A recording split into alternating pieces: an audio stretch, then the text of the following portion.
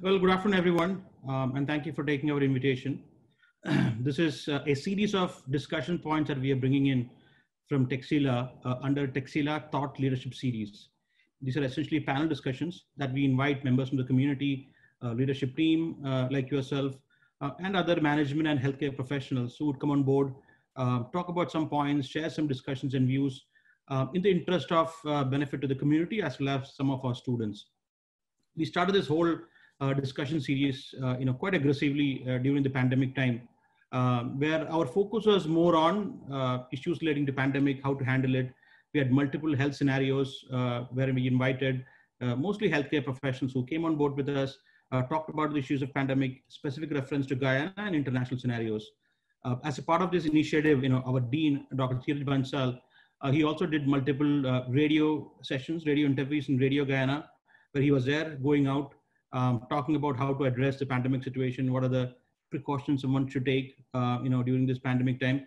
This was during the very, very early stage, when nobody really knew how to handle the situation, how this was going. And the series, went on and on until June and July, where we kind of, now we are switching back to our normal mode, where our plan is every month, we'll have at least one Texila Thought Leadership Series panel discussion or a webinar where we invite leadership members from the community like yourself to come on board, talk about some of your experiences, some strategies that can help today's business world move on. Similarly, we also have a thought leadership series in healthcare, health systems, medical school being one of our major program and portfolio. That is one area that we would focus on. With this background, I would like to introduce today's topic. It is entrepreneurial strategies for a breakthrough success in business. It's a very relevant topic of the day because at this point of time, we see all over the world, business is being significantly affected by the pandemic. A lot of companies have gone to liquidation. Some are restructuring. While this topic does not focus precisely on how to handle a situation like a pandemic, but we look at some of the success plans, what is on board for us, what does Guyana has to offer, and some of our best practices and experiences that some of the discussion points our members will bring to the table. With this said, I would like to introduce the concept of the discussion first, and then introduce the speakers. I will go for a detailed introduction of the speakers right before their presentation. So we'll just talk about who they are now. But before that, we will look at the whole structure of this discussion. We'll have an initial 5 minutes given to each members where you can present your topic. Meanwhile, towards the end of the discussion, I might bring in some points for further clarification. And then this is with around four speakers. This is almost a 20 minutes discussion.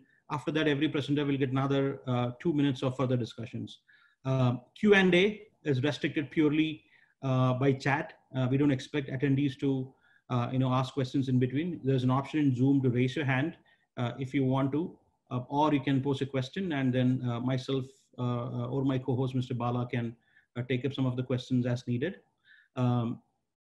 Presenters, if you have a PowerPoint presentation, this is a normal Zoom meeting. So towards the right-hand side of your screen, bottom right-hand side, you will see a present now button. You click on it and you can present your screen. This is just a brief about how we plan to organize this event for the day. I'm super excited. This is a very interesting topic for discussion. And once again, I want to thank each and every one of you, all the attendees, as well as the members, for coming on board and being with us for this day. With this, I want to introduce all the speakers we have right now. The first speaker is Mr. Zulfikar Ali. He's the president of the American Chamber of Commerce in Guyana. The second speaker is Ms. Erika Mckenzie. She's a management consultant and success coach. Third speaker is Dr. Alex Ephraim. He's a vice president of Monroe College. Fourth is Mr. Saran Maharaj. He's a trainer and a certified coach. And the last speaker of the day is Mr. Nicholas Boyer. He's a president of Georgetown Chamber of Commerce. I would like to invite Mr. Zulfikar Ali, who is the first speaker, and the topic given to Mr. Ali is support to entrepreneurs by financial institutions in Guyana and the Caribbean. And before Mr. Ali gets started, I would like to give a brief intro of who Mr. Ali is.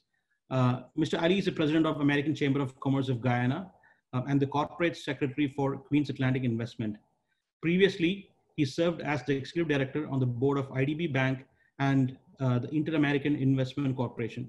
He has also represented Guyana on the board of the Multilateral Investment Fund. Mr. Ali has over 8 years of experience as a development specialist working with the government of Guyana. Mr. Ali has extensive experience in resource mobilization and planning of sustainable development. With this background, Mr. Ali, over to you. Please let us know if you need any support or help in between. Thank you very much, Mr. Kumar, and good day to the team and all of your viewers. I wish to first thank you and Texila for the opportunity to be part of this very distinguished panel today and to share some of the views and the points that I have with regard to the topic that you've selected for me. Well, I know it's 5 minutes, so I will try my best to fit in what I have to say. Let me say that Guyana, and I'm sure many within Guyana and around the region, especially in the Caribbean, they would have heard about all of the exciting opportunities that are here, investment opportunities that are here in Guyana right now. And if you're living in Guyana, I am pretty sure you can see as well as feel all of the opportunities that are here for business, especially in the oil and gas sector, but it is not only limited to the oil and gas sector. One of the problems that I have heard, and I've been hearing this for a while, is that there's so many opportunities, but especially for local companies, the issue of financing becomes pertinent and important. And for those larger companies who do have the financing, well, they're going through some, the COVID has not really helped them with the expansion of their businesses, etc. But let me deal first with the smaller companies, the small to medium-sized companies who do require financing for investment and for the growth of their companies. There are many areas that they could look at. Apart from the commercial bank, which is what everybody knows about, there are investment opportunities, financing available from multilateral institutions that Guyana and many of the Caribbean countries as well are part of. So there is the IDB, who has a private sector arm, IDB Invest. They are there to provide financing for companies who would like to expand and to provide growth in the sectors and the areas that they're in. Similarly, the World Bank, they also have a private sector arm. The United States also have the department, the DFC, which is the Department for Finance Cooperation. And not many people know about this, but this is something that I think we will have to expand a little more on and promote as well, because it provides a very unique opportunity for people who would like to invest in Guyana or to invest in businesses, especially big catalytic businesses that will make an impact, that will create jobs, employment, growth, especially for the disadvantaged groups, and as well as the promotion of women in business as well. So, which is very important. And I think it's something that we really do need to stress on. And many of the financing that are available that I have seen that is outside of the regular commercial channels are geared towards promoting women in business, which is very good. And I think for the ladies who are listening to this program right now, I know that you have many ideas, you have many opportunities that you see, but financing may be an issue. I will tell you, get a good proposal and go out there, and there are many, many avenues, those that I've mentioned, in which you can access finance to your work. The government of Guyana, through IPED as well, have many initiatives, the Small Business Bureau, for example. There are many avenues for financing other than what you know regularly through the banking channels. So I think that this is not often said enough, and I'm very happy that you have this topic on board, because many people have wonderful ideas, but it stops at the part of financing.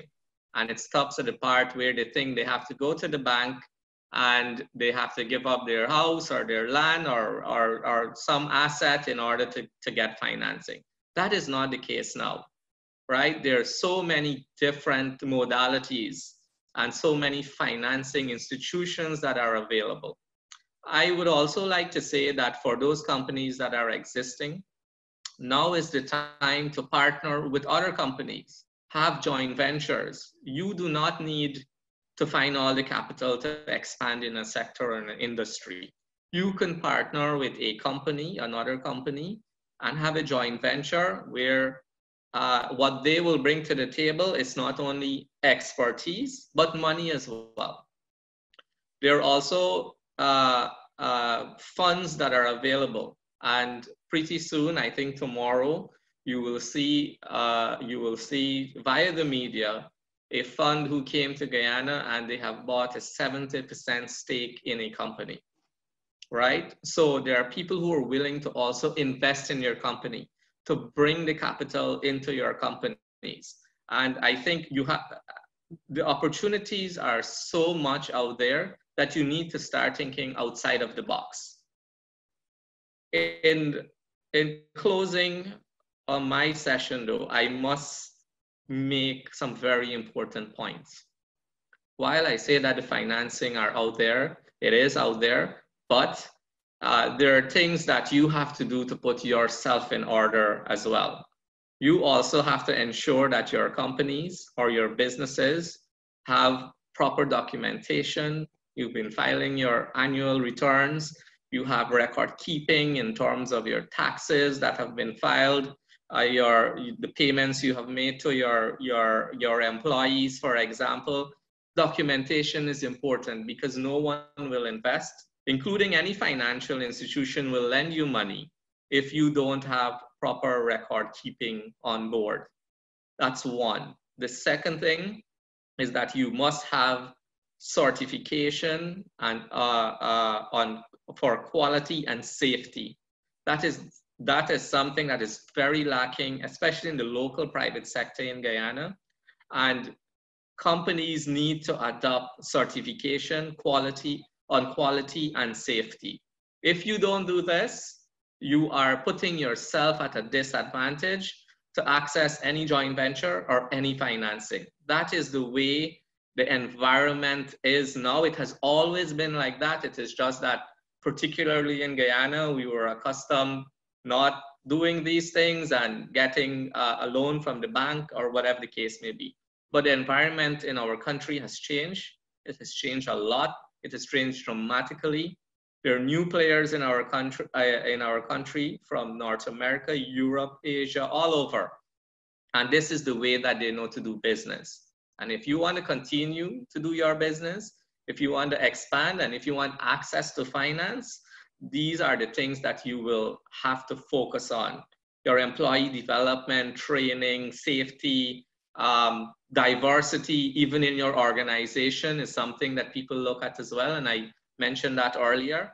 So, Mr. Kumar, in wrapping up in my 5 minutes, let me say that the access to finance, while it is there, it is conditional on companies meeting some basic standards that are international basic requirements. And I would like to urge everyone not to see money as an impediment to get into a venture or to expand their businesses, but to make contact with us, make contact to the chairman of the Private Sector Commission who's here, myself, to the chairman of the GMSA. We all hear every day of the different financing opportunities that are there. So don't make that an impediment, but take into consideration as well all of the other things that you will have to do to put your house in order. And these are not things that are so difficult to do. They're very simple things to do, things that are required to do. And I think that it will open the doors to businesses being profitable, successful in the industry that they're in. And I think it will be not only good for them, but the economy and for people as well.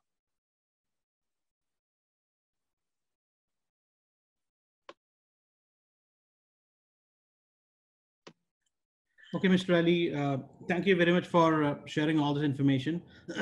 For Guyana, it's an exciting time now. You know, when you even do a simple Google search and type in Guyana, economy of Guyana, it says that Guyana is one of the fastest growing economy in the world.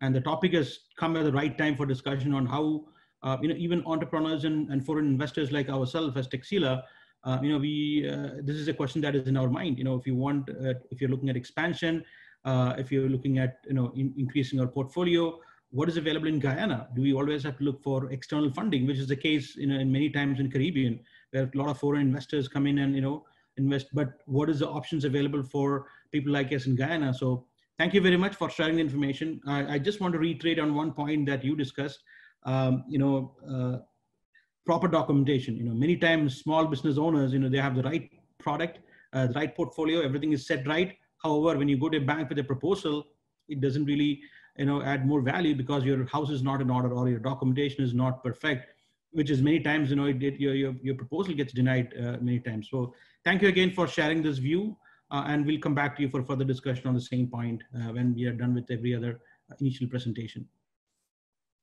Thank you again. Our next speaker for the day is Ms. Erika Mckenzie. She is going to talk about importance of coaching and grooming entrepreneurs. You know, there's a saying that entrepreneurs are not born, they are groomed or they are made. And Ms. Mckenzie, herself being a management consultant and a coacher, you know, this topic is definitely, you know, something that fits her background and portfolio. I'll give you a brief about Ms. Mckenzie. She's a consultant and a success coach and manages her two companies, Creative Brands and Concepts Limited and International Growth LLC. For over 20 years, she served with distinction as sales and marketing professional, helping companies radically increase their revenue, manage multi-million-dollar sales portfolios, and develop winning marketing strategies that drive growth and business. She was also the international elite coach as a trainer and speaker with the John Maxwell team. She's a mentor for many organizations, including a nonprofit called the Africa Project. You know, she's an active social and community activist. She's also the founder of Caring Hands Foundation, a nonprofit organization helping parents and children with autism. Ms. Mckenzie, over to you. Good morning. Good morning again, everybody. Good morning to this wonderful panel. It is my honor to be here with you, and good morning to everybody in virtual land. It is such a wonderful experience to be here with you today. I know we can't be there in person, but you know, I know my next flight is going to be exactly know where I'm gonna go. My next flight is going to be to, yes, you got it right, to Guyana. Mr. Ali, I'm coming to see you. And of course, you, my partners over there in Texila. I know we've been talking about this since last year. And then now the pandemic, not even the pandemic is gonna stop me. So I'm on my next flight as soon as we wrap in Jamaica. So thank you again for having me. And, you know, thank you for that wonderful introduction. So I am here in the capacity of, you know, speaking about coaching and the importance to entrepreneurs. And, you know, a lot of times we kind of toss around this term entrepreneur and we don't really take it seriously. Some people, some of us, but it is a job that really requires us to be serious about the business. And Mr. Ali mentioned something that I'm going to definitely take on because I 100% in solidarity with you, because a lot of times we don't take this part of the business seriously, and this is where it matters. When you are serious about the business of the business by making sure that you are organized, you have all your proper documentations in place, because in order to be, it's better to be prepared for an opportunity and not have one than to have an opportunity and not be prepared. And a part of the preparation process, making sure that you have your documentation in place. Being serious about being an entrepreneur, it is required. All right. So I had to underscore that point before I jump in. So as I'm talking about the importance of coaching for an entrepreneur. So what is this coaching anyway? So, and why is it even necessary? Some people may ask.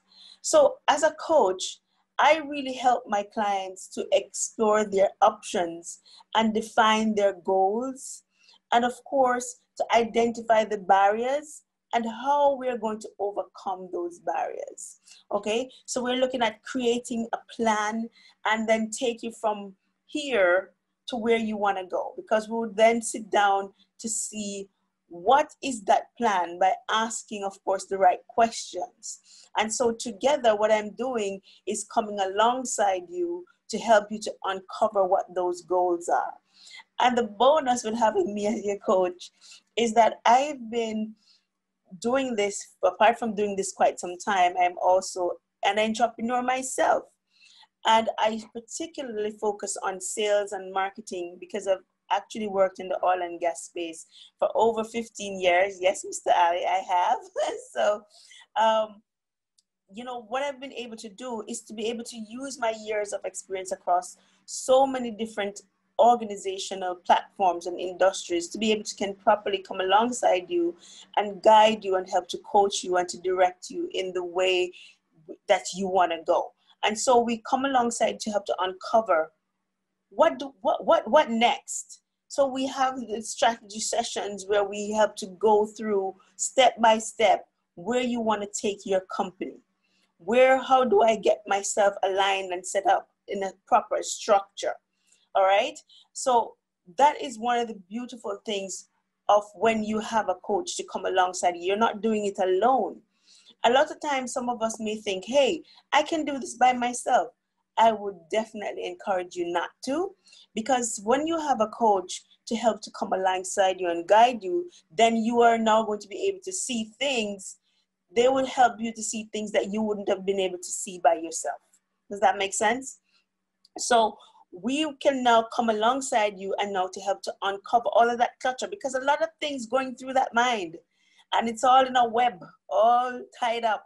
And so how do I break that down and have that strategically now so that we can take that step by step? So you just take it. Don't try to eat the whole elephant all at once. So we break that down through a structure, through a system to help you to get to those goals for your organization, to build a team structure, and of course, to build a business structure. So we're looking at you, the individual, we're looking at the business, and not just for the short term, but to help you for the long term in terms of how you put those plans together to make sure that you don't have a business for 1 year and then after the next year you're out of business. But how do we have that for the long term?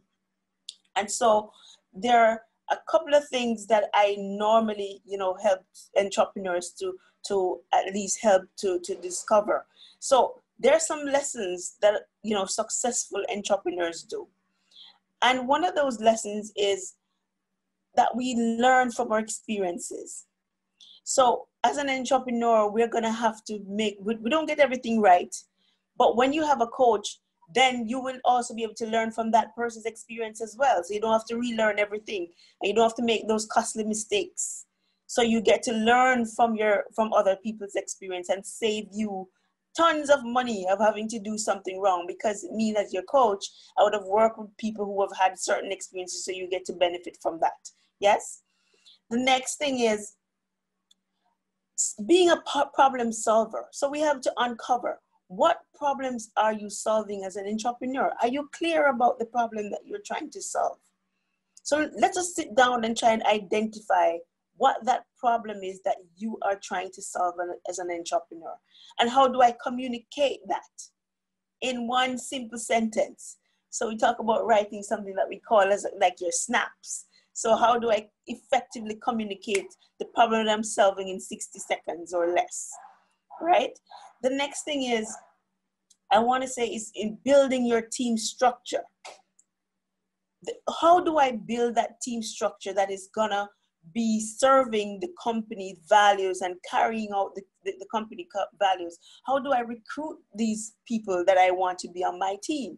And we have an amazing program that we use, which we use it is mind-blowing, called this, which is used by Fortune 500 companies. And that helps you to show you how your team members are communicating and to see how do I position them? Where do I put who? Who do I put in sales? Who do I put as my right-hand person to catch me when the details, who is the more detail-oriented person? So we have those systems. You can benefit from all of these things. The next thing is, as an entrepreneur, you know for sure that curiosity. So now again, you have to heighten your level of awareness. Do you know what's going on in your backyard? Do you know who to talk to? Right? So we come alongside you again to uncover all of these things to make sure that you're doing things the right way. And then one of the things that definitely entrepreneurs to do is to network. Who is in your network? Who do you know that I should know? Network. It is such a powerful part of being an entrepreneur. Being out there and knowing where to go, who to call on, and how do I now use all of those people in my network so I can now be able to get to the right channels. All right. And so it is so important that we have the right people alongside us and have the right coach, of course me, to come alongside you and make sure that you are doing all that is required to run a successful and lasting business. I don't know, I don't want to go too much. I don't want to go over my time for my 5 minutes, but these are just some of the strategies that I share with people that we have to do. It's being an entrepreneur. It's a work in progress, always working in progress to elevate and to keep on making sure that you're constantly looking at new ways to grow and scale and taking it in strides, of course, making sure that you have the right coach alongside you to help you plan those strategies to take you from here to here. And that's my take for now, Mr. Kumar, if you have anything else for me. Ms. Mckenzie, thank you very much for sharing some valuable information on how to groom an entrepreneur. What are some of the traits that we should look for in an entrepreneur? Well, you started by saying you're coming to Guyana, so please feel free. You're always welcome to Guyana. We would love you to come to Guyana and visit us.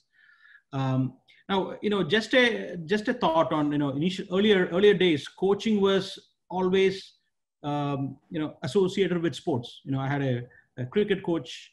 I had a soccer coach and so on. Now, as an entrepreneur, as a young budding entrepreneur, how does your coaching system or the coaching help me, if I'm taking myself as an individual, help me in growing and grooming and getting all the required skill sets to be a successful entrepreneur?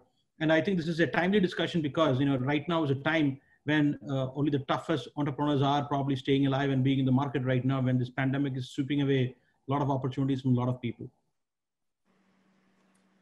Absolutely. So how does coaching help them? So right, now we have so many issues that are going on.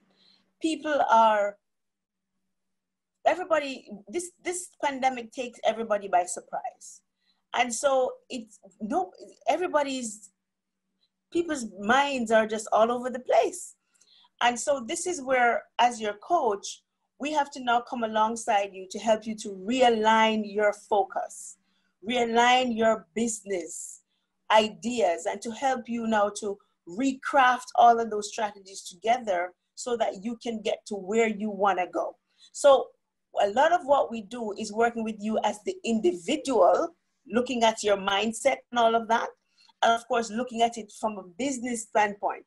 So we're not just looking at it from a business perspective, because you as the entrepreneur, you have stuff going on.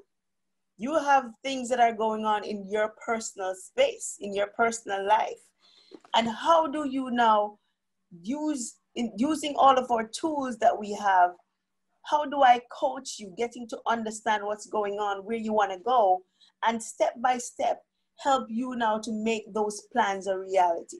So I will help you as an entrepreneur to develop a system that is going to take you step by step from point A to point Z based on what we would have discussed in our coaching sessions. And of course, those are normally one-on-ones that we ask you the right questions to help you uncover all those things that you have in your mind. And then we now commit them to paper and in the form of a plan so that together we can help you to take you from point A to point B. So you don't have to have all of those thoughts and all of those ideas swirling around in your head and not knowing what to do and how to get there. So let us sit down and uncover all of those plans, all of those things that are going on to help to realign and to help you to get to where you are. So it's a working relationship where we come alongside it with all the expertise and the advice, and of course, to help you uncover some of the things. Because the funny thing is about with coaching, how we do it. It's not we come in with all the ideas because you have the answers, but how do I help you to uncover those answers? And of course, that takes place through conversation. And of course, my input and the advice that we would have, and the experience that would have gained over the years to help you to bring those to life. So we are here as your support and to help you with your strategy to help to get to where you want to go as an entrepreneur. Okay, Ms. Mckenzie, thank you very much. That is very useful information. I would like to call upon the next speaker. Is Dr. Alex Ephraim. He's the Vice President of Monroe College. He's going to talk about strategic initiatives of Monroe College. Now, Monroe College is an interesting name in the Caribbean education system. It's probably the only US college or a university operating a campus in the Caribbean. So which is why this topic is being identified to talk about some of the success stories and strategic initiatives that Monroe College has taken to be such a major player in this whole Caribbean segment, which is dominated mostly by UK universities. Talking about Dr. Ephraim, he has been in this higher education system for the last 35 years. He has served in various capacities with Monroe College as professor, department chair, dean, director of information technology, and currently the vice president. He holds an undergraduate and graduate degrees in business and computer science and a doctorate degree in administration and management. Over to you, Dr. Ephraim. Thank you, Mr. Kumar. I heard a lot about Guyana, but I have not visited Guyana. That's one of my dreams, to come and visit Guyana. I'm going to look at this in a different aspect. Monroe College was founded in 1933 by a courageous young woman who was an entrepreneur, who wants to give educational opportunity to young people so that they can be entrepreneurs, they can be skilled employees, they can fill the void that the world will bring on. So Monroe College is like over 85 years old, and it started with 7 students, and now we have over 7,000 students. We have 2 campuses in New York, one in the Bronx, one in New Rochelle, representing, and one in the Caribbean, St. Lucia. We have students from all over the world, representing over about 75 different countries. Our goal is to give access and opportunity for people to be whatever they want to be. It could be the skill that they need to perform. It could be that they want to be a businessman, or it could be they want to develop something, and it could be that they want to achieve the dream that they have always wanted to achieve. So Monroe College, as founded in New York, came and opened a campus in St. Lucia in 2007.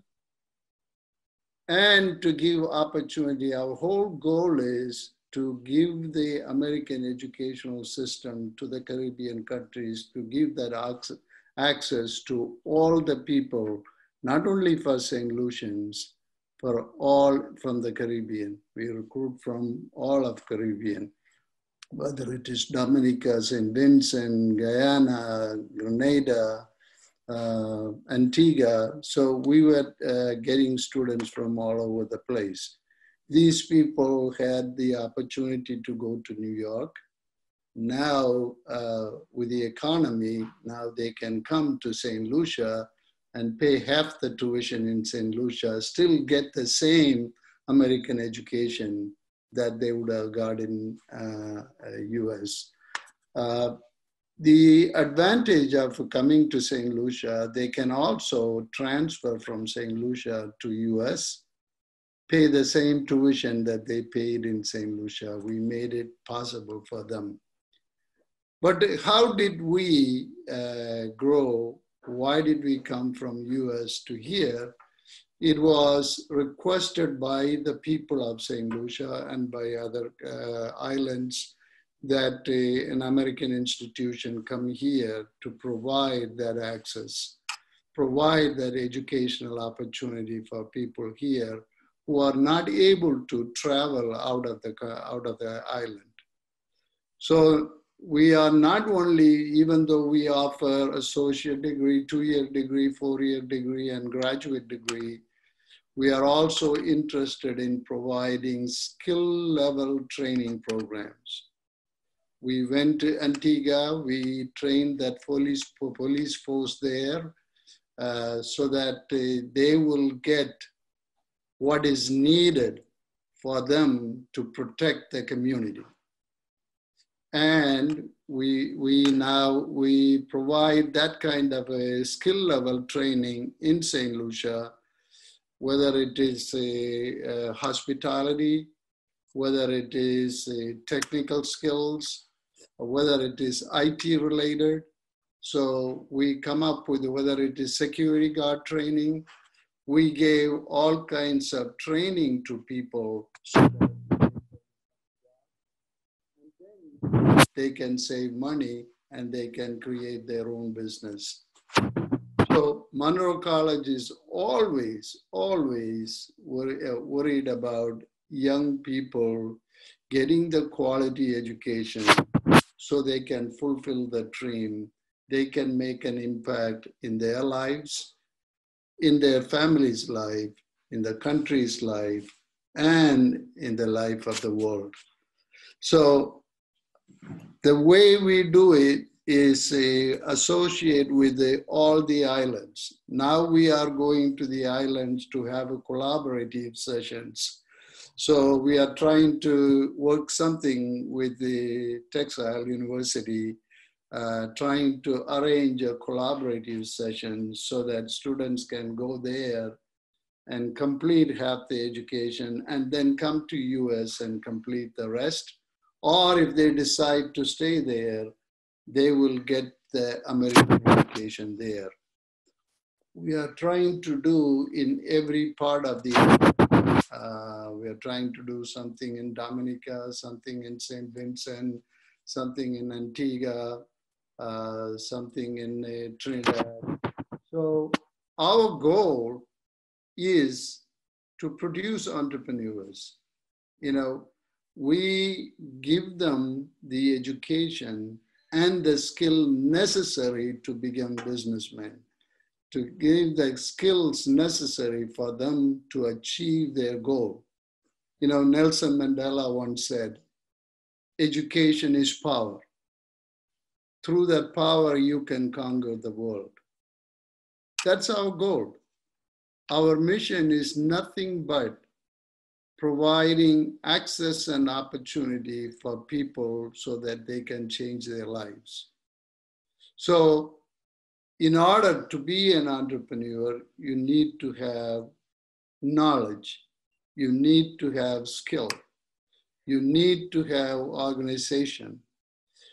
In the coaching comes, but before the coaching, the foundation has to be prepared, and educational institutions prepare these people to build that foundation so they have a strong foundation in order to build upon whatever way that we want to do.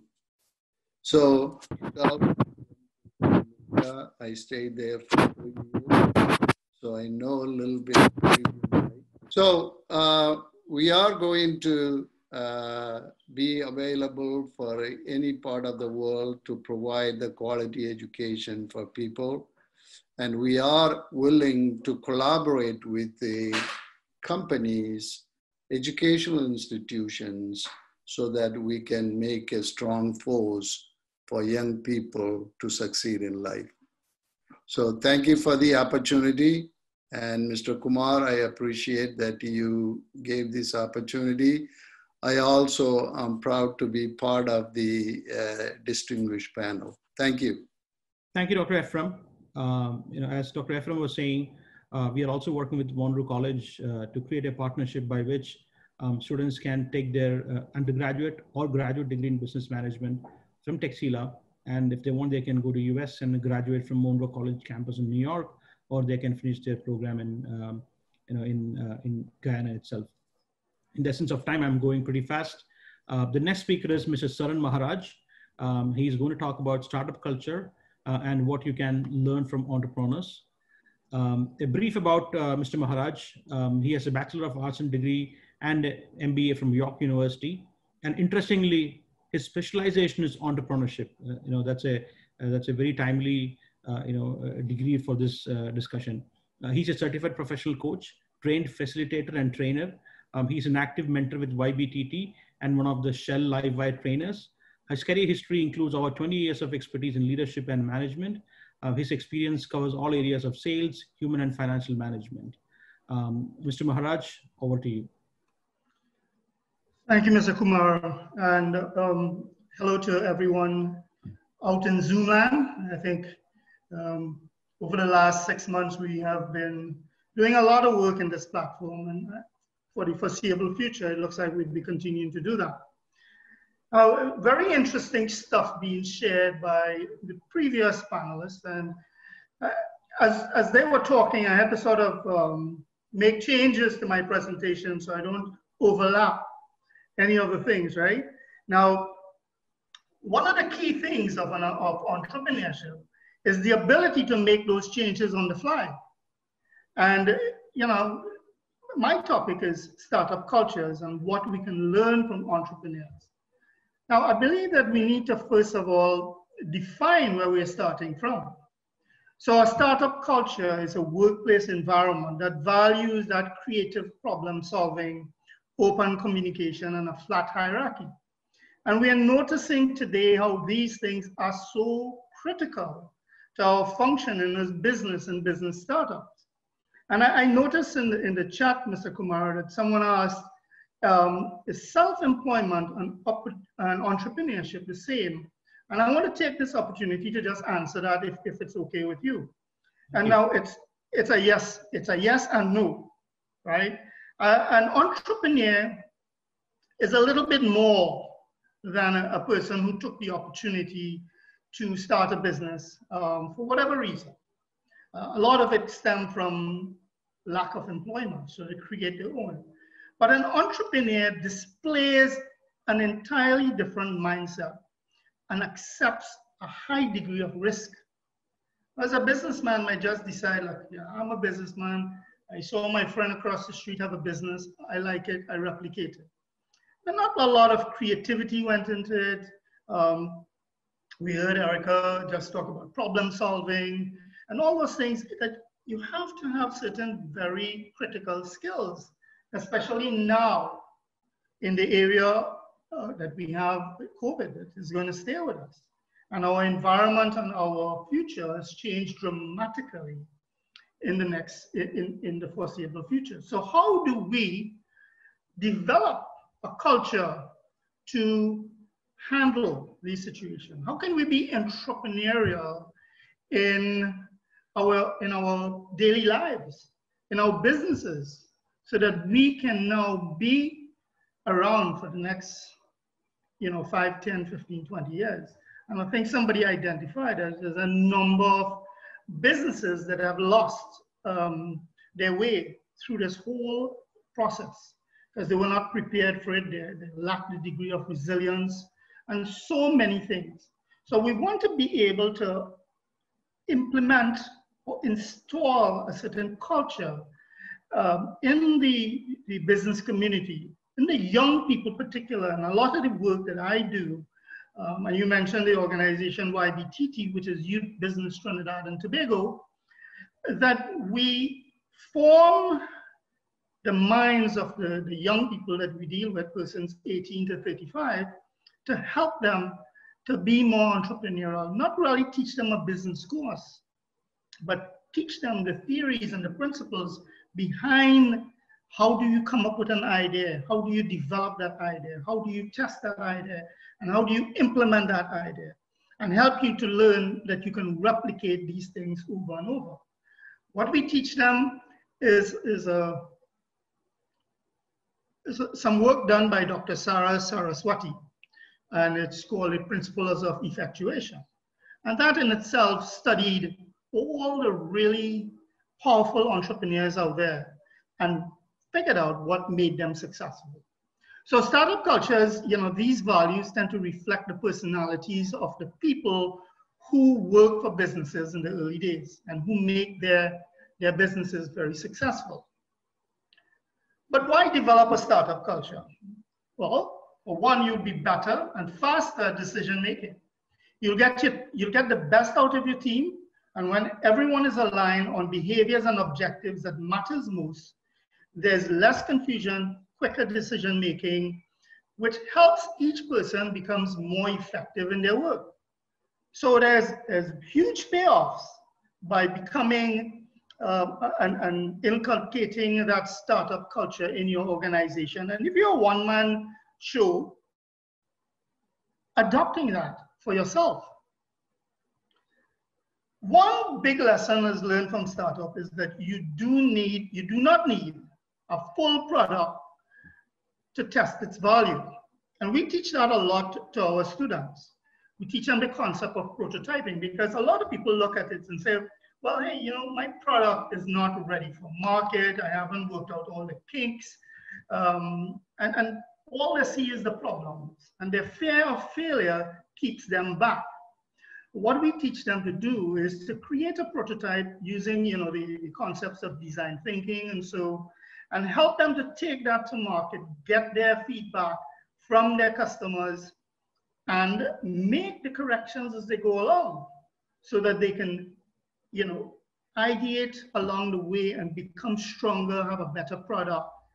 We encourage them to fail, and most people fail with their first prototype.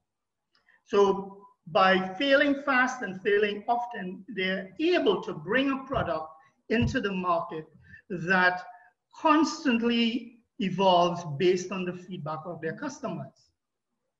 And that's why we say keep your customers in mind. Customer feedback is highly valuable data pool to spot critical issues and reformulate your value proposition. So you have to know, and we teach them how to go ahead, and this is by studying successful entrepreneurs. Say, look, you know, as you go along, you make changes to your product. Because if you wait a year, you would have not learned anything in that year, and you're still trying by yourself with your own imagination to come up with a product for your customer. You are in business to serve your customers, so understand what they want, right? It's not about you, it's about your clients, your customers, and about what they want and how your product will serve them.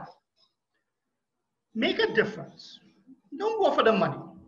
A lot of time people see an opportunity and feel it's a, you know, quick money-making idea, and they fail, and they fail miserably sometimes because they're now doing something that they're not passionate about.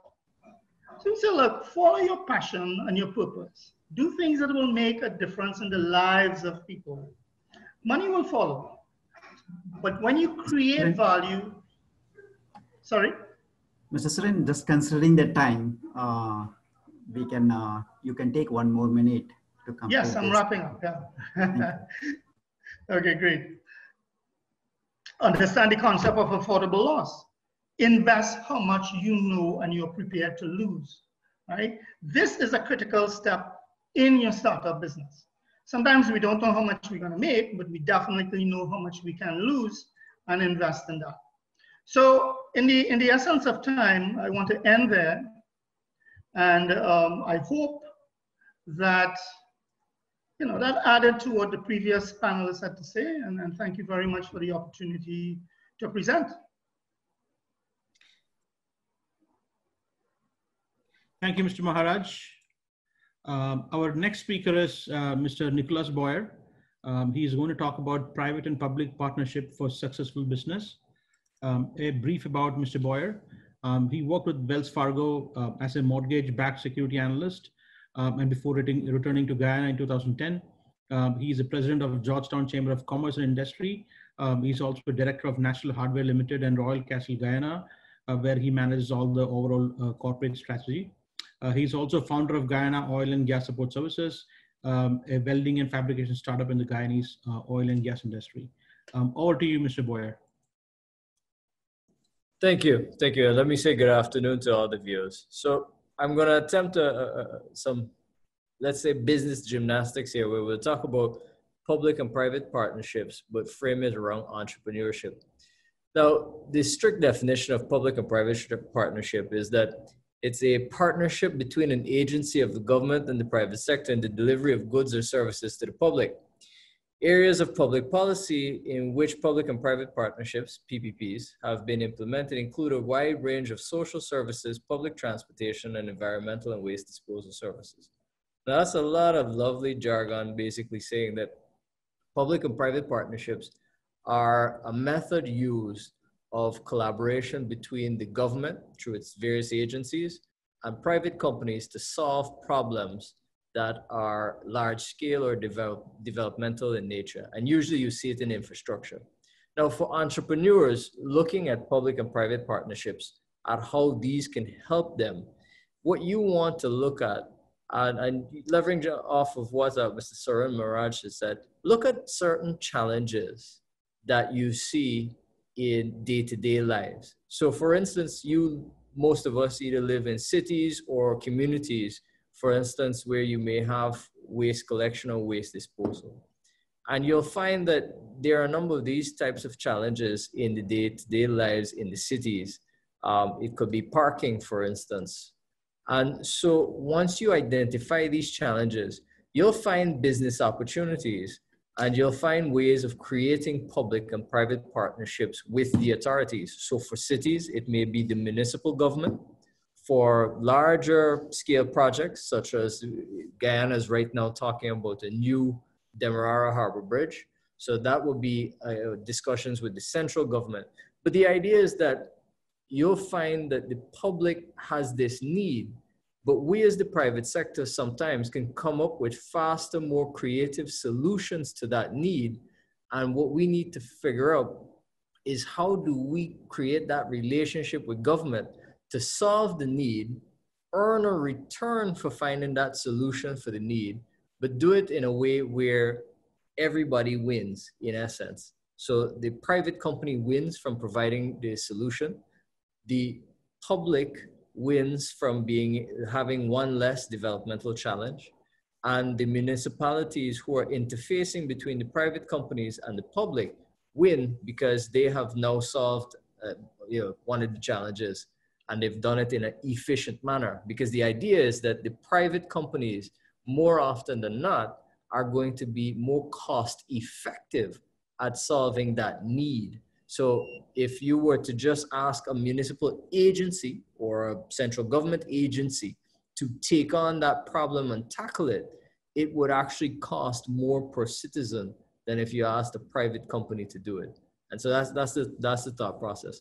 Now in Guyana, we had put together some frameworks and legislation around public-private policies. And it's something where we had used to tackle certain projects such as the Demerara Harbor Bridge. There's talk about the Linden-Lethem Road Link, which links a southern town in Guyana called Linden to the Lethem, which is a town that's on the southwest border with Brazil. There's discussions in terms of the Mila Falls Hydro Project again, as well as the Gas to Shore Project to bring down the cost of energy. Again, the key considerations is that there are a number of developmental challenges. In doing some research, I'd come across this statement in an article, and it was discussing a bank was giving let's say an idea on public-private partnerships and how they can solve SDG challenges, the United Nations Sustainable Development Goal challenges, in areas such as the developing world, Africa, Latin America. And the quote goes, "Challenges require solutions, and as the private sector, we could provide those solutions. The private sector can offer these solutions by innovating appropriately across various SDG areas, such as building sustainable cities, climate-smart agriculture, clean energy, improved healthcare, and so on. All of these require not only the dynamism, but also the funding of the private sector, working in very close partnerships with government and communities." And that, I think, captured very well the idea that I wanted to get across to the viewers, that public-private partnerships are not just these large format arrangements between large construction or infrastructure building companies and governments. You'll find in your cities, in your villages, certain challenges that are there, and you may be able to find a way of solving that challenge in a way that is cost effective and brings a solution that is amicable to all. So with that, I'd encourage the budding entrepreneurs watching to do their research and think about those problems that they'd like to solve. Thank you. It's been a pleasure to brief your audience. Thank you, Mr. Boyer. I think we might we'll be changing the model slightly, in the sense of saving time and just to make sure that we wrap up the whole discussion on time. So I just want to open up, some for any questions that either the panelists might have or the attendees who participated. I think there was a question from Mr. Rajesh. If you were to sum up entrepreneurship in one word, what would that be? And I think Mr. Maharaj responded. Rajesh, I would say the ability to be resilient, and that's a true statement. Again, probably one word is too ambitious to quantify or to say anything about entrepreneurship. But again, that's probably one of the key characteristics of an entrepreneur, to be resilient in this, especially in this tough time. I'm just inviting any other attendees in all panelists in the discussion for any questions that they might have. We have 2 more minutes before we wind up the session for the day. Please, anybody, if you have questions, please, attendees can chat in the session, and panelists feel free to ask questions in between.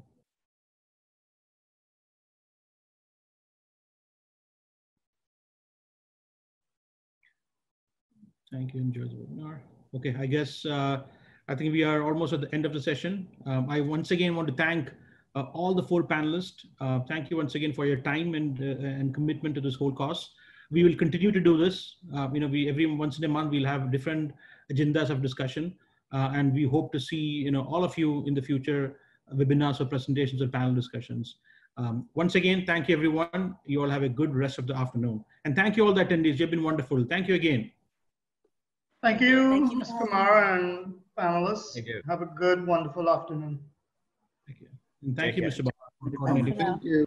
Thank you, Mr. Kumar.